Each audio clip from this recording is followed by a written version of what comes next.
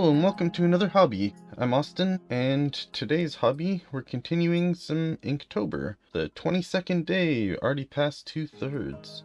Sorry for all of the time lapses in a row. Had a pretty busy week, but I'm hoping that starting now, I'll be able to do more narrated full process videos for most of the rest of the month. Alright, let's see what we got. Okay, we've got Dibujista, Caps, and not Inktober. Dibujista is Witch, Caps is Stitch, and not Inktober is Gargoyle.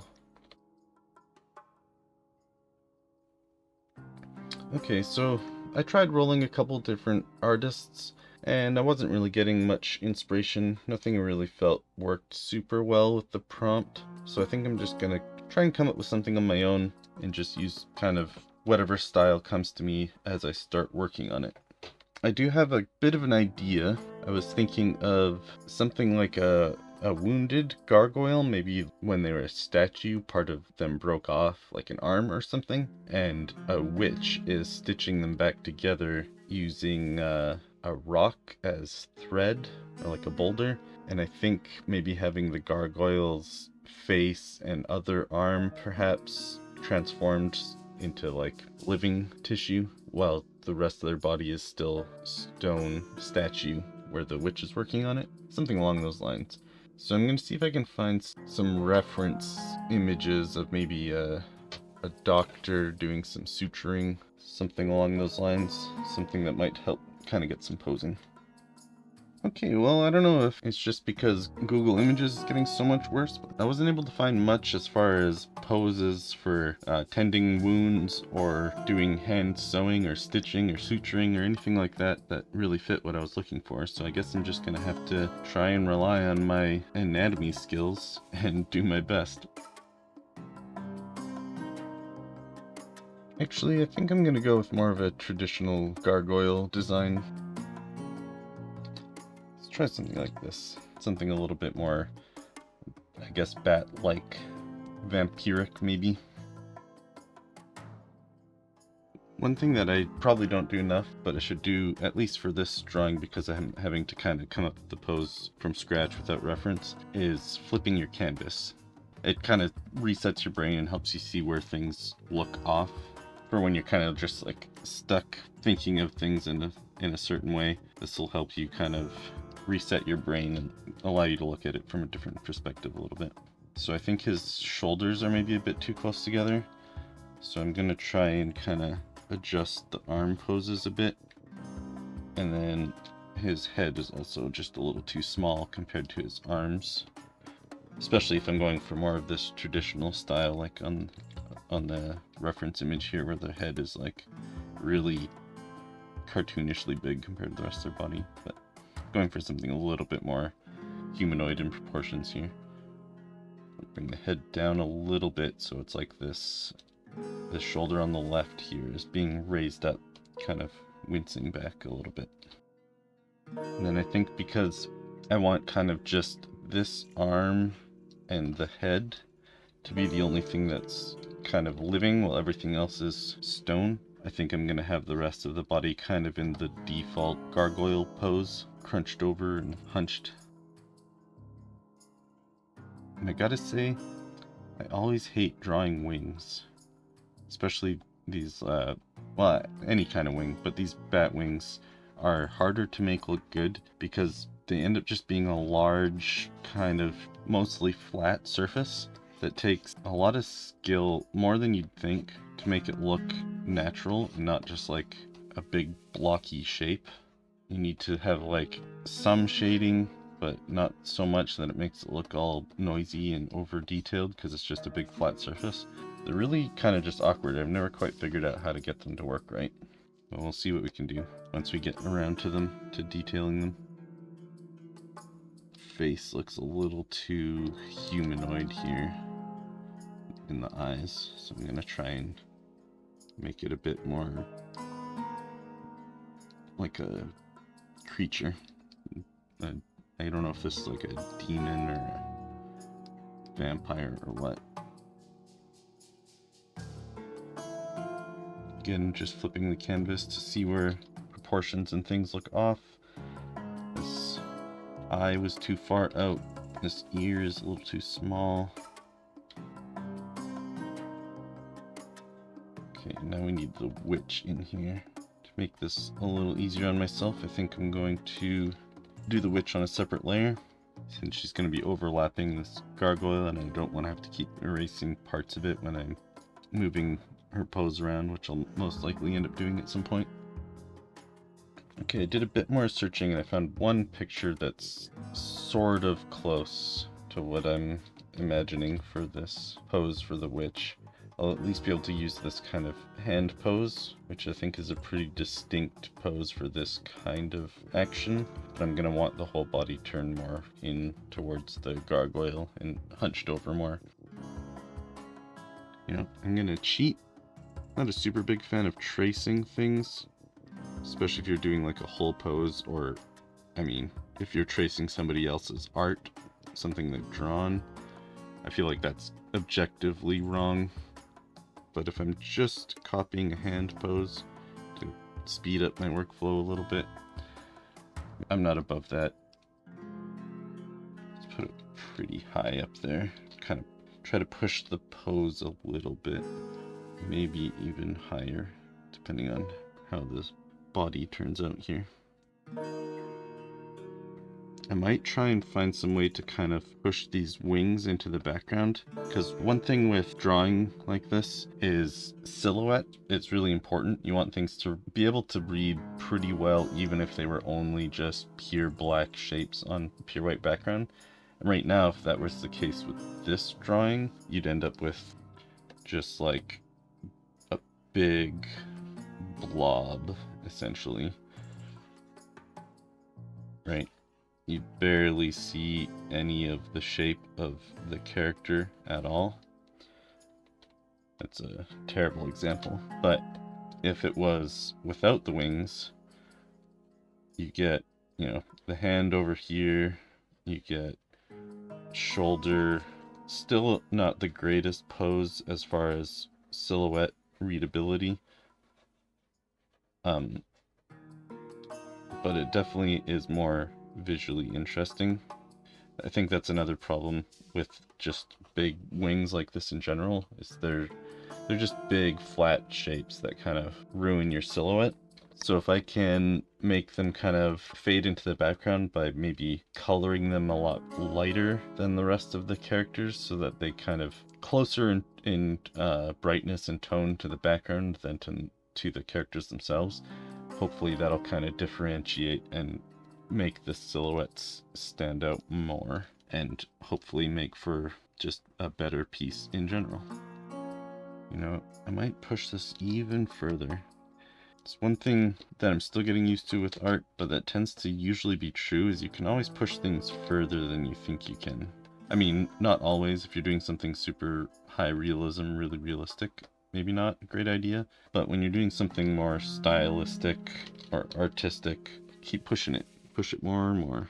I mean, I didn't do much with the gargoyle itself in this case, and I probably could push that more. I suppose if I had more time and wasn't just trying to get one of these done every day, I might do that. But in this case, I might leave him as is and just kind of leave it up to the witch to bring the dynamic posing into the image.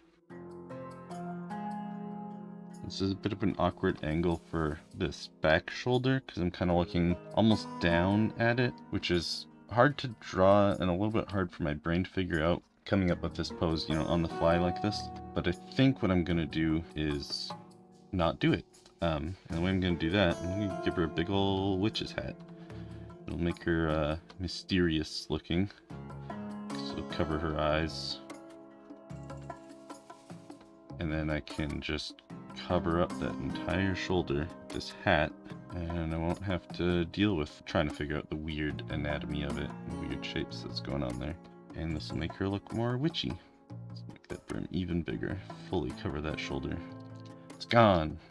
Generally the arm is going to be coming out of the right spot up here, so people probably won't think too much about what the shoulder is doing back there, and then I won't have to deal with it. I can move on getting this drawing done quicker. She's a bit of an odd height right now for leg posing. Not really like a way that she could stand comfortably, I think, in this pose. She's gonna have her knees at an odd amount of bend, which seems like a weird thing to do for a long stitching process like this. So I'm gonna try adjusting the whole height of this based around the pivot point of where she's working on the wound here.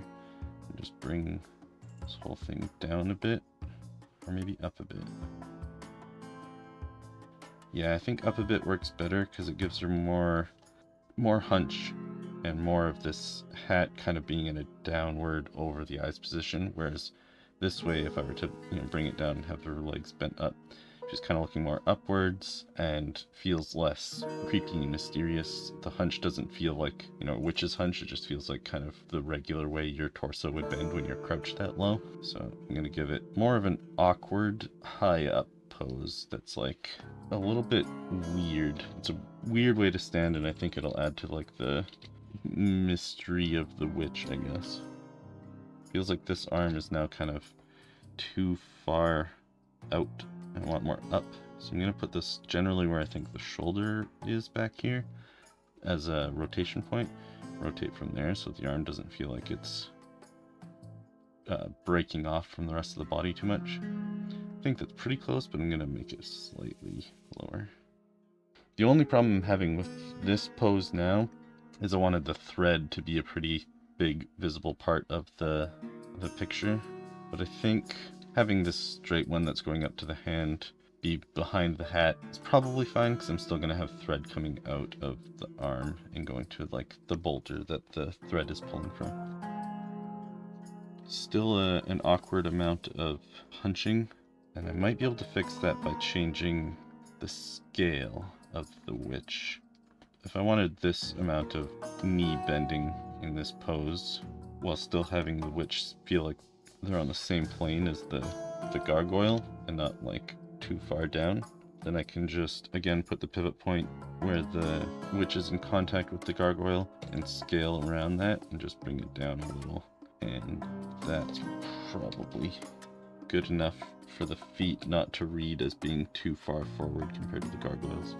Actually, in that case, I can also take this, which is fairly small, and just make it slightly bigger. Bring the perceived plane of the floor down lower, so that if I were to draw a horizontal line across here, the witch's feet would be mostly lined up with the gargoyle's feet, to make it seem like they're standing next to each other rather than the witch standing kind of out in front. Let's give the witch some baggy but fairly short sleeves, so I don't have to worry about them getting in the way of too much of the silhouette. Actually, maybe not baggy sleeves for that same purpose, for the silhouette, because I don't want to kind of block this hole in the pose here, because again, when you look at just the silhouette, that'll just read as one big chunk, but with the arms separate, it'll hopefully read better. Another thing that actually is going to help me with this problem of the witch maybe seeming too close to the viewer versus where the gargoyle's feet are is just to put the boulder in front of the witch's feet, and then there'll just be a toe peeking out, and that will be super obvious if the rest of the body is too far down. Also, this one foot on this gargoyle feels like it's at the wrong perspective compared to the witch. Everything else seems to be a little bit more flat, like the view is closer to the ground, so the horizon line is going to be more like closer to the feet rather than higher up, which means this foot shouldn't have as much perspective to it. It should be a little bit flatter on the ground. So I'm just going to do that by rotating it like so. And then I'm going to do the thread coming out. Where do I want this thread to go? I don't want to follow the arm too much down. Kind of want it to give its own, I guess, contribution to the silhouette. So like either out this way or out this way. I think probably this way works better. It gives it more dynamic. Yeah, it's a more dynamic shape, I think. Kind of circling around the hand a bit. And I think because it's getting cluttered in here is losing a bit of space. Let's move this whole wounded arm just a little bit, rotated out a tad to give a little bit more space in there, make it a bit more central between these two parts of the silhouette. And this rock shape's kind of boring. I don't want it to be like ridiculous and take up all of the attention from the whole piece. But I do want it to be kind of at least semi-interesting to look at, not just a flat shape. So I'll give it a little bit of visual interest. And to help make these thread lines that are pulling out of the rock read a little bit easier, I think I want some of them to go to the edge of the rock, because then I can have the rock be cut away like this to really give a sense of it being like grooves cut into the rock. I think I only need the two, probably. That'd be enough to sell it. So I can still have these nice curves on the rest of it. It's gonna be maybe a bit difficult to differentiate between the rock part of the gargoyle and the living part. I mean, I could not put a blend in and just, you know, have this whole arm be blocking the line between, so that's all living and this is all stone, but I think it might make it a bit confusing for people to tell what's going on if I don't have a visual representation of the division. So I think I'm gonna put a bit of it here and just figure out some way to indicate it with the colors or whatever it is I do for style on this. Alright, now one other thing I want to try and do is just do something else with the wings. Then it won't be kind of interfering with the silhouette quite as much. Okay, so got the roughed out sketch. Now I have to start thinking of what I want to do for style. I mean, I probably should have thought about that before starting all the sketching and everything, ideally. Ideally, you go into something like this with a bit of an idea of what you're going to do with it, but I didn't, so now I got to think about it. I think I'm just going to play around with some stuff. Maybe let's try some watercolor first. The watercolor paints on Clip Studio are cool, but I haven't used them a whole lot. I'm not quite used to them.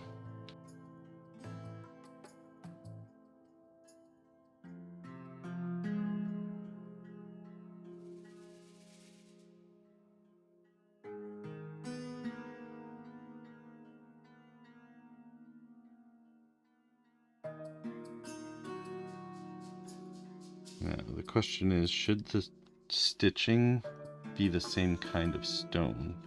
And I think because it overlaps a fair amount with the gargoyle's arm, I'm leaning towards it being a different color of stone. Maybe a bit more sandstone-y. I'll make it a bit more green-gray rather than blue-gray, so that it still is kind of cold tones matching the color palette of the gargoyle a bit better, and probably the whole image. There's probably not going to be a lot of warm tones in this, with the witch being probably like purples and black, gargoyle being gray. I could try injecting a bit of contrasting tone, put some warm in here somewhere. Maybe I make the living part of the gargoyle orange or something. I then want to put something on the witch that also is the same tone as whatever I'm adding. So if it was orange skin on the gargoyle, I'd probably want some orange on the witch somewhere. I could do like, if the witch's skin is a fairly, you know, cartoonish brighter green, I could also do that on the gargoyle. It's not a warm tone, but it would be a more saturated tone than the rest. Or, I mean, it could just be an orange witch. There's no nothing saying a witch can't be orange. And then I could do like an orange gargoyle skin too. I think I like that idea. I'll probably do something kind of like that.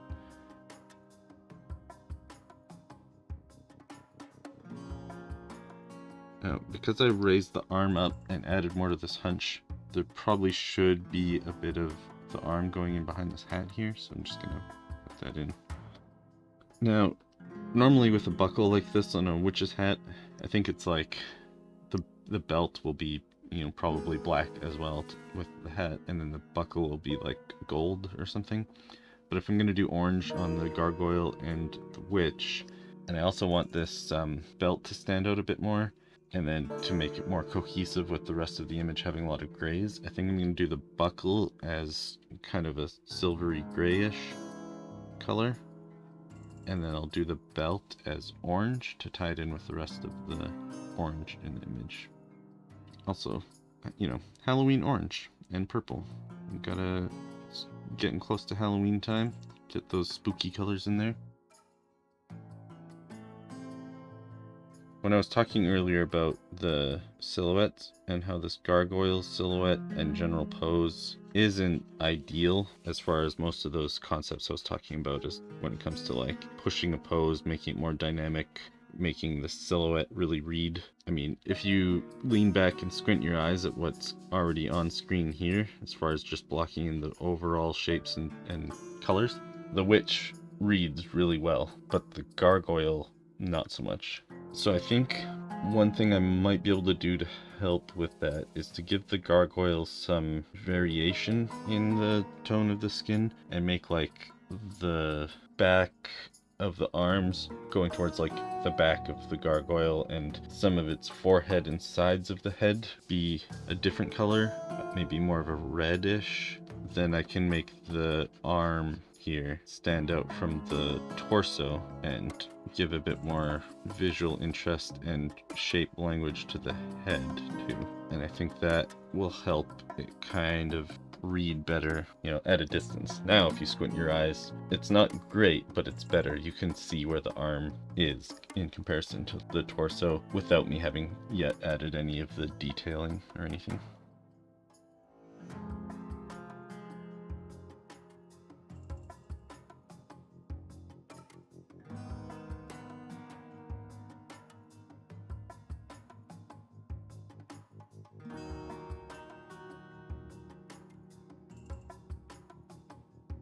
Now, this isn't blending super well, and it's not looking a lot like actual watercolor. It still has a pretty digital look to it.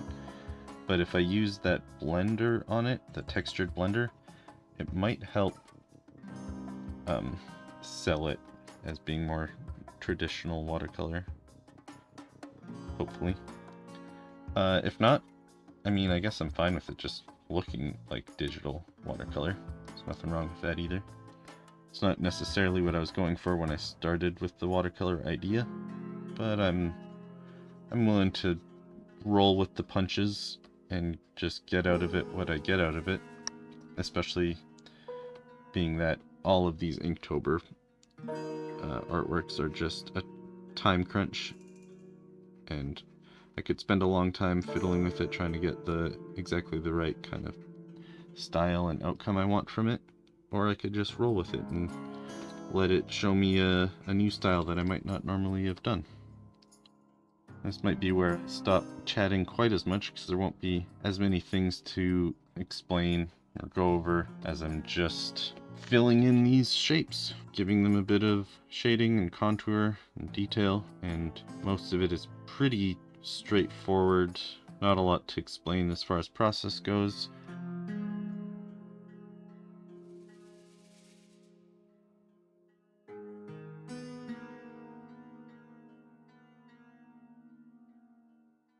One of the things I actually appreciate about doing this Inktober thing is that I don't have a very strong attachment to any of the stuff that I'm doing. I know it's just like a one-day thing. It'll be done. Probably won't ever go back and work on it any more than this in the future.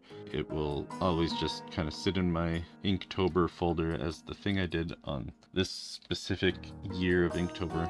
And that's the result I got, and it taught me some things. But I mean, if there's something that is really grabbing me that I get really into while working on it through Inktober, I might go back to it and expand on it or redo it with more time. But for the most part, most of these are just a time to have fun trying out some new ideas, new techniques, drawing things that I might not have otherwise drawn because I'm using prompts. I mean, I don't think I'd ever have thought of drawing a witch stitching a gargoyle's arm together using a boulder as suture, and I like the idea. It's interesting, and it's not something I ever would have thought of without these specific prompts, I think.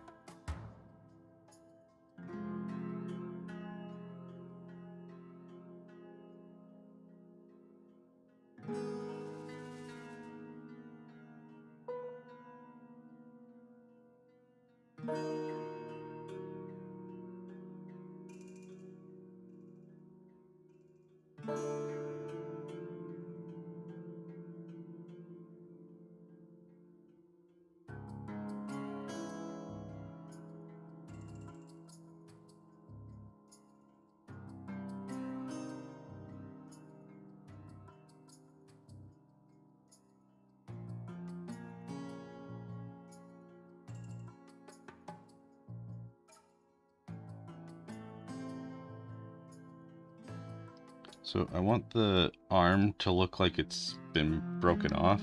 The stone is kind of shattered, but I also don't want it to be too busy, because with all the stitches and stuff in there, if I add a bunch of cracks and a bunch of shadows, it's gonna get really muddy. It's gonna be hard to tell what's going on in there.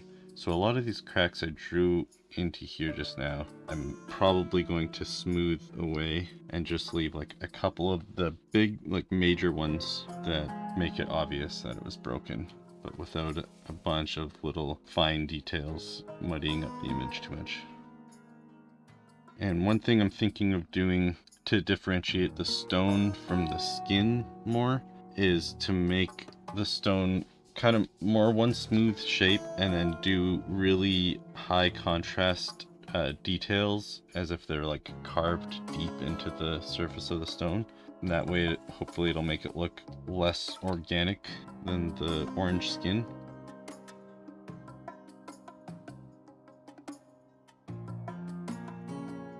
Starting to get a bit late as far as like how much time I was kind of hoping to allocate to Inktober today. Not any strict deadline or anything, but I do want to kind of start picking up the pace on this a bit. So I might not worry so much about a lot of the detail stuff as we go, so I can call it done quicker.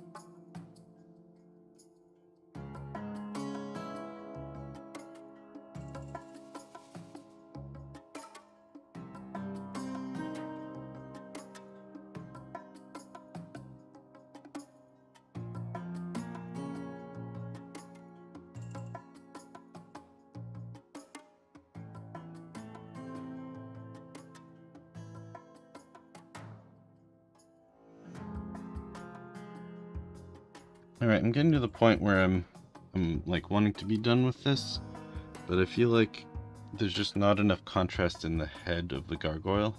It just sort of fades away. I don't really want to keep working on this for forever, but it's enough of a problem that I need to, like, I feel the need to darken it just a little bit.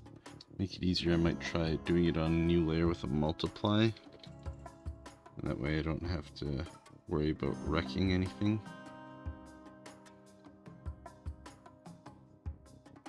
Maybe overlay is better actually.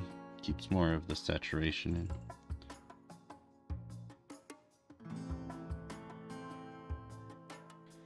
in. Didn't do a whole lot, but maybe it helped a little bit. Made it a little bit more saturated. Overall, I'm like 75% happy with how this turned out, I guess. The overall picture, when you kind of squint your eyes from far away, is not very cohesive. You've got like the orange gargoyle part that feels very almost oil paint with like fairly strong contrast, and then the witch is a lot more muted without very many dark spots or dark lines anywhere. And then the body of the gargoyle feels more like line art. I wanted it to look like it was carved, but I think it kind of gives it a different feel from the rest of the image. So overall, it kind of feels like there's some clashing styles. But I think I like the overall layout of it, maybe except for the wings. I like how the rock turned out and the thread being made out of rock, and like the posing of the witch especially. I think for those things and for the overall concept, which I really like how where I ended up with the concept with it stitching with rock, because of all those things, it bumps it up a little bit to just decent. It's something that I'm decently proud of. Not my best work, not my worst.